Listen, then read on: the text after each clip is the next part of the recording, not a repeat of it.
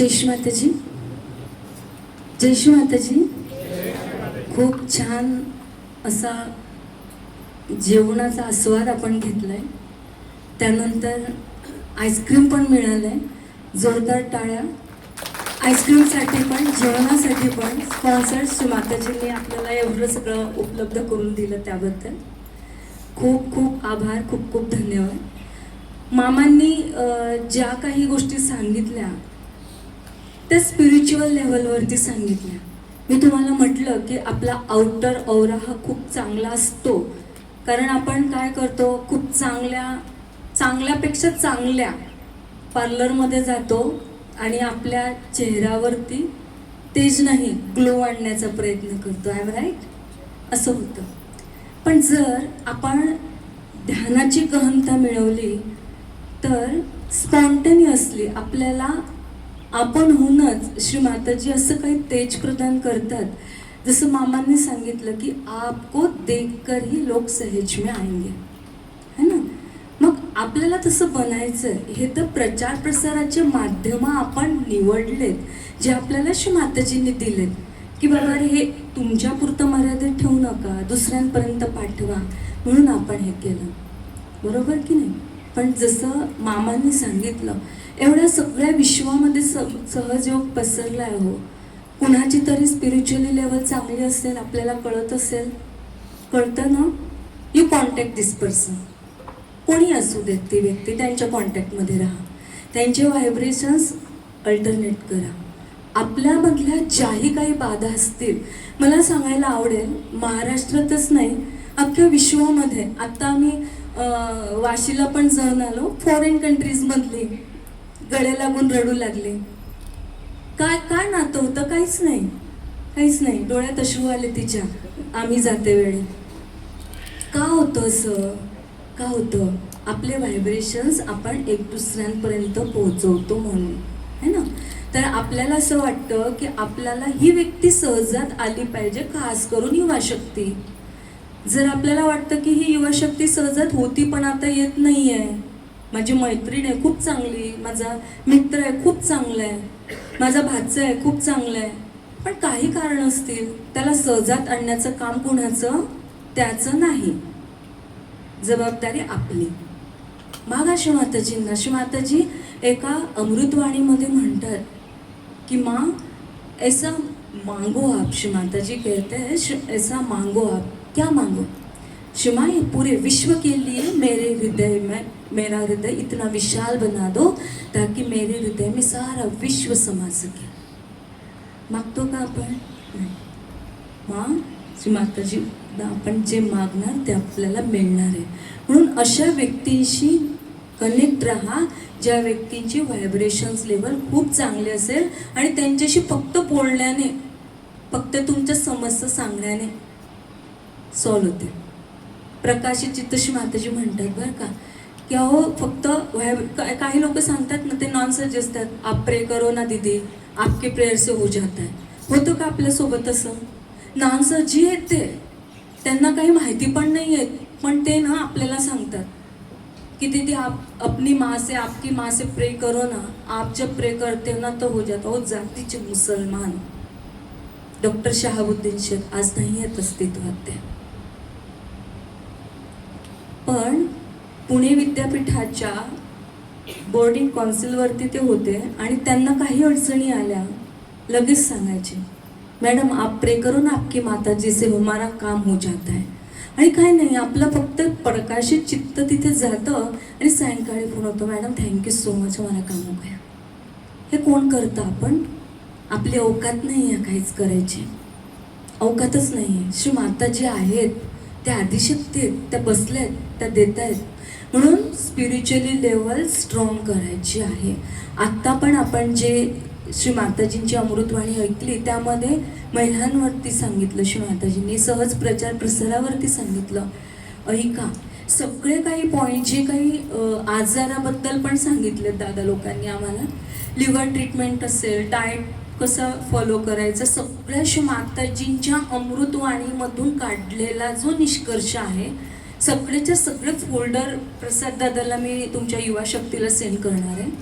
काही लोकांनी डिमांड केली की आम्हाला ते लेटर्स पण पाहिजेत, तर आम्ही तुम्हाला लेटर पण देणार आहोत. जेही काही तुमची आवश्यकता असेल ते सगळं आम्ही तुम्हाला देऊन जाणार आहोत.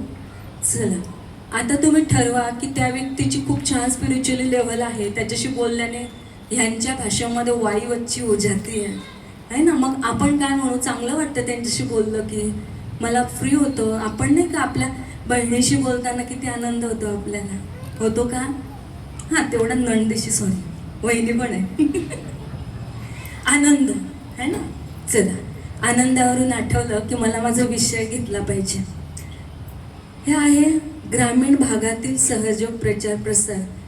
मी मग अशी विचारलं की आवश्यकता आहे का याची. आवश्यकता असेल तर डिस्प्ले करूया, नाहीतर ड्रॉप करून दुसऱ्या पॉईंटकडे जाऊयात. कारण पॉईंट्स कव्हर करणारे जे आहेत त्यांनी मला घडीची समयसीमा दाखवण्यासाठी पाठीमागे जाऊन बसले. आम्ही आता मागे बसणार आहे कारण तू जास्त बोलते है ना. तर मला तुम्ही सांगाल की मला केव्हा स्टॉप करायचं आहे, कारण त्यानंतर आपल्याला मेन 2 ॲक्टिव्हिटीज करायच्या आहेत. सो सहयोग प्रचार प्रसार करताना काय करायला नाही पाहिजे, काय करतो आपण, काही छोट्या छोट्या गोष्टी आहेत. तर तेच आहे जे मामांनी सांगितलं. श्री माताजींचा जो संदेश आहे तो आपल्याला प्रेमाने द्यायचा आहे. प्रेमाने कसं देणार आहे, आपण उपसून बघसून काही कुणाला जबरदस्तीने सहजत आणू शकत नाही ना. तो मी आले म्हणून त्याने आलंच पाहिजे, हा आग्रही नसावा. आग्रह कुठे असावा, श्री माताजींच्या श्रीचरणी असावा. त्यांना आग्रह करू नका, ते आपचुकच येतील. कसे येतील, पण ध्यानातून येतील. त्यांना हट्ट करून ते येणार नाही. म्हणून आपण बदला, जग बदलेल. आपली दृष्टी बदला, सगळं दृष्टिकोन बदलणार आहे आपला. स्वतः उदाहरण बनावे, पुन्हा तेच आहे. मामाने सांगितलं, आपको देखकर ही लोग सहज में आने वाले हैं. असं उदाहरण बनवूयात ना आपण. काय गरज आहे आपल्याला सगळीकडे ग्लोईंग क्रीम लावायची. श्री माताजींना मागा, श्री माताजी सूर्याला मागावं, सूर्याला मागा. हे सूरज देवता हमें आपका तेज दीजिए, हे चंद्रमा देवता आपकी शीतलता हमें दीजिए, हे हिमालय देवता हमें आपकी ठंडकता दीजिए. सगळं मिळेल. मागत नाही आपण, मागायला शिकूया आपण. तर हे काही मुद्दे तसे, काय करावे काही करू नये त्याबद्दल तुम्ही जाणून आहात, जाणकार आहात. कारण प्रचार प्रसार तुम्ही सर्वांनी केला असं मामांनी सांगितलं. आणि आजच्या कार्यक्रमाचं खरं कौतुक करावं असं तितकं कमी आहे. आजपर्यंत जितकेही कार्यक्रम आम्ही घेतले, सांगायला नको कुठल्या एका कलेक्टिव्हिटीची मी आलोचना करत नाही, पण मला तुमचं स्तुती करणं क्रमप्राप्त आहे की आम्हाला ना इथे सांगावं लागतं, चला शाळा भरली, डबा संपलाय, आता सगळ्यांनी आपली जागा ग्रहण करा बरं बाळांनो. सांगावं लागतं आम्हाला, कारण आपण शाळेत गेलेलो असतो ना. पहिल्या वर्गातून 4थ्या वर्गात, मग 5वी ते 10वी, मग 12वी, मग कॉलेज, है ना. असं आम्हाला इथे करायला भेटलं नाही. कारण तुमचे स्ट्रिक्ट शिपाई दादा जे होते ना, मस्त आहे. जोरदार टाळ्या होऊन जाऊ द्यात दादांसाठी. काय मजा येत आहे ना. सांडू नका, तिळगुळ देताना सांडू नका, भांडू नका. किती छान दादांनी अनाऊन्समेंट केलं. आणि प्रत्येकाने न चुकता, दादा कुठे का असे ना, पण चित्त होतं खाण्यामध्ये, पण कान मात्र तुमच्याकडे होते बरं का.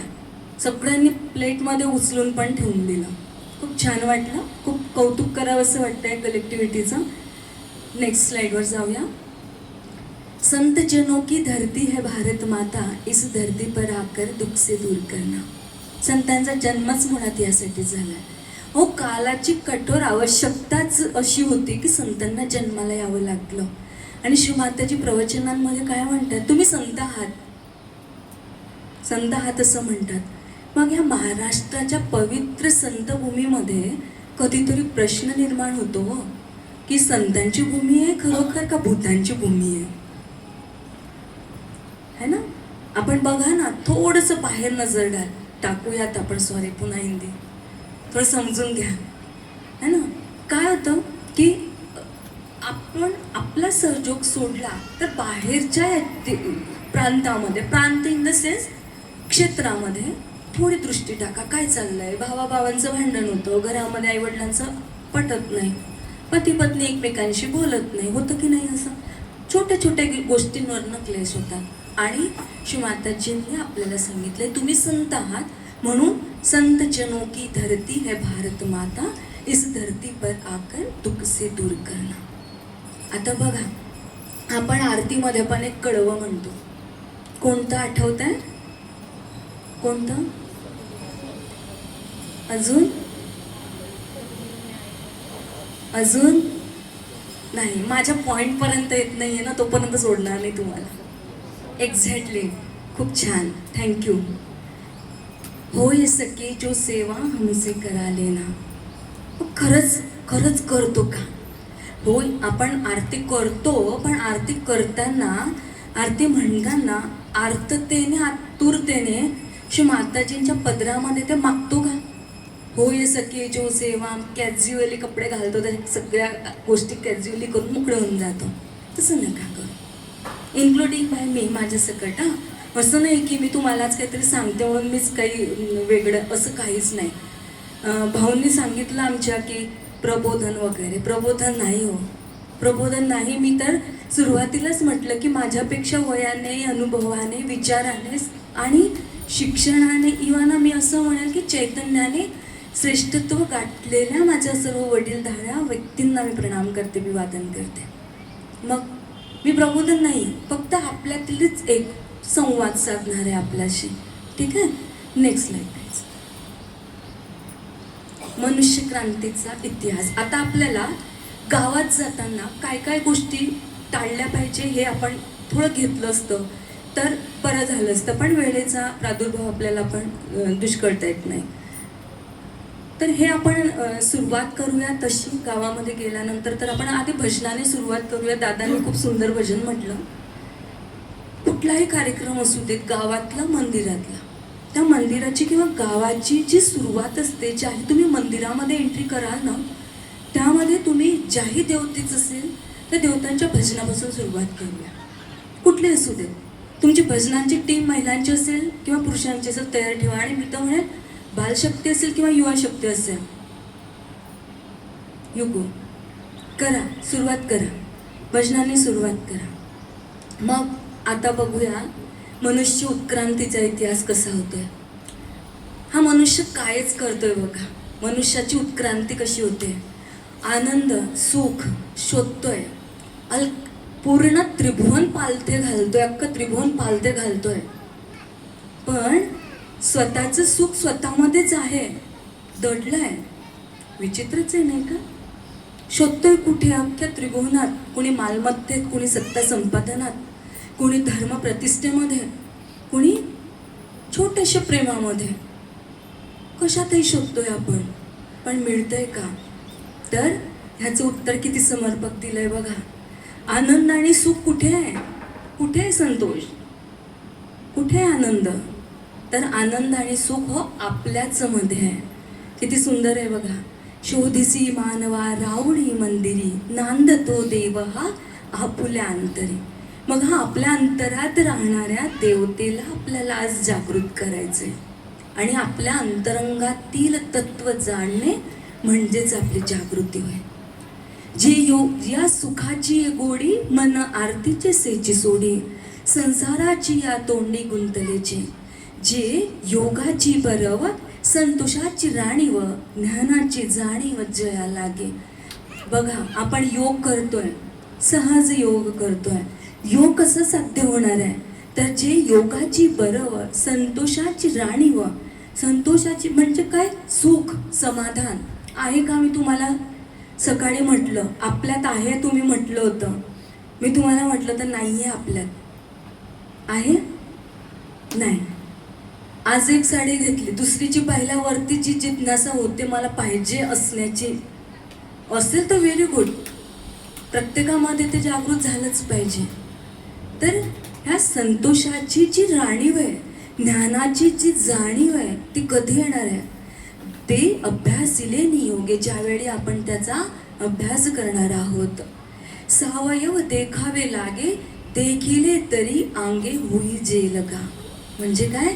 ज्यावेळी आपण ते अनुभवू, जे आपण आपल्या अंतरंगात बघू, त्यावेळी ते आपल्या अंतरंगातून बाह्यामध्ये प्रकर्षाने जाणवायला लागेल.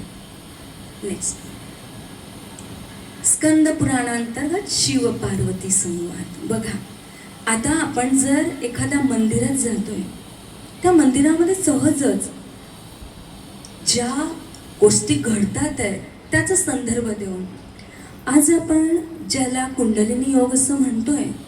मग शंकर आणि पार्वती या दोघांमधला संवाद आहे. माता पार्वती शंकराला म्हणतात, भगवंता असं कुठला बरं योग आहे की जो योग सहज असेल, जो साध्य मला करता येईल आणि जो संसारात राहून पण मी अगदी सहजपणे करेल. मग शंकर म्हणतात की असा फक्त एकच योग आहे आणि तो योग म्हणजे कोणता? तर तो सहज योग, तर तो कुंडलिनी योग. आता बघूयात की कोणत्या नेक्स्ट. हां, जर आपण ज्ञानेश्वर महाराजांचं पसायदान पाहिलं असेल, येतं सगळ्यांना? माझ्या बालशक्तीला येत असेल, माझ्या युवा शक्तीला पाठही असेल का? पुढे पाठ मागे सरसपाठ असेल. आता विश्वात्मके येणे वाक्य यज्ञे दोष आहे. अहो अख्खा पसायदान काहीच नाही आहे. तुम्ही उभे राहा. मी ना तुम्हाला हे जे सांगते, तुम्ही फक्त स्कंद पुराणावर नाही, फक्त तुम्हाला एक शॉर्ट काय म्हणतात त्याला, ट्रेलर जो असतो ना, मूवी बघायला आपण जातो तर पूर्ण मूवी बघतो का डायरेक्टली बघतो? काय बघतो आधी? ट्रेलर बघतो. Yes, I know. मग ट्रेलर बघितल्यावर आपण निश्चित करतो पाहायचा की नाही. तसेही फक्त तुम्हाला ट्रेलर दाखवते, यातल्या आतमध्ये खूप काही गोष्टी आहेत. याचं बुक पण तयार आहे, सगळ्या गोष्टींचं बुक फॉर्मॅटमध्ये आहे. तुमच्यापर्यंत आम्ही ते पोहोचवणार आहोत आणि दिलं पण आहे. ठीक आहे.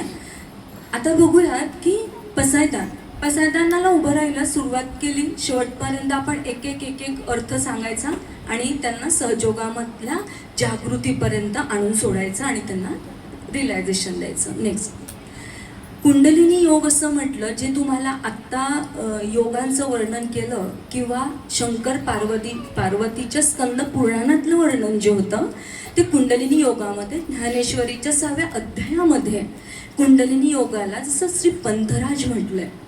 आपल्याला ह्या गोष्टी माहिती पाहिजे का? कारण आपल्याला जरी पसायदान पाठ असेल, कदाचित असं होऊ शकतं, अहम ब्रह्मासी होत असेल, तर त्यावेळी आपण पसायदान बोलता बोलता खालीवर करू शकतो, होऊ शकतं आपल्याकडची.